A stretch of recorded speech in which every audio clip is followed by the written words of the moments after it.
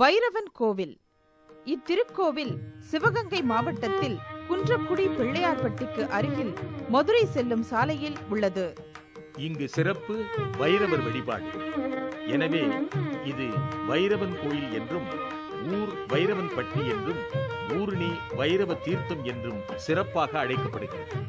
இக்கோவிலும் கிபி 712 பாண்டிய மன்னனால் நகரத்தாருக்கு அளிக்கப்பட்டது. இக்கோவில் நகரத்தார் கேரள சிங்க வளநாடாகிய ஏழக பெருந்திருவான வீரபாண்டியபுரத்தில் என்று தொடங்கி தம் உட்பிரிவுகளை குறிப்பிடுவர். இவர்கள் 3 உட்பிரிவுகளை உடையவர்கள். சிறுகுளத்தூருடையார், கழனிவாசலுடையார், மருதேந்திரபுரமுடையார். இவற்றுள் சிறுகுளத்தூருடையார் தமக்குள் 3 வகுப்புகளை கொண்டவர்கள். அவை பெரிய வகுப்பு, தெய்வநாயகர் எனும் தெய்யனார் வகுப்பு, பிள்ளையார் வகுப்பு. இவர்கள் பிள்ளை கூட்டும் பொழுது தத்தம் உட்பிரிவுக்குள்ளேயே கூட்டிக் கொள்கின்றனர்.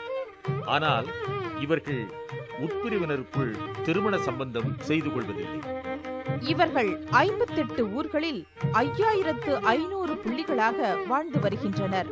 சிவபெருமான் வைரவர் கோலம் பூண்டு சம்பகாசுரனை அழித்த தலம் இது என்பதால் இது வைரவன் கோயில் என பெயர் பெற்றது.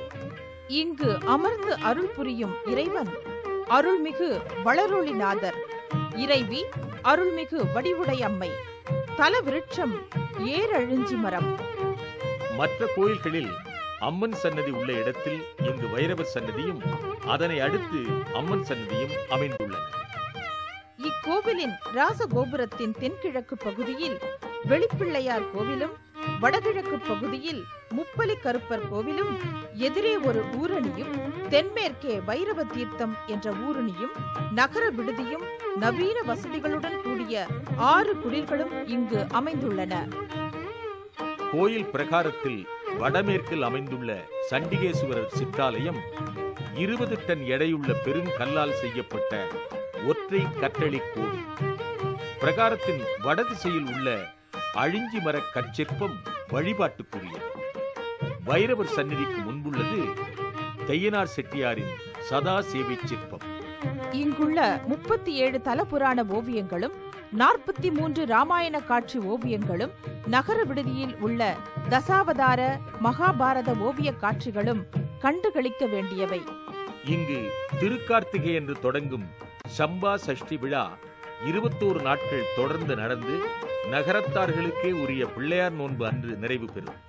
அன்று இங்கு அனைத்து கோவில் நகரத்தார்களுக்கும் இழை எடுத்து கொடுத்து விருந்து அளித்து வருகிறார்கள்.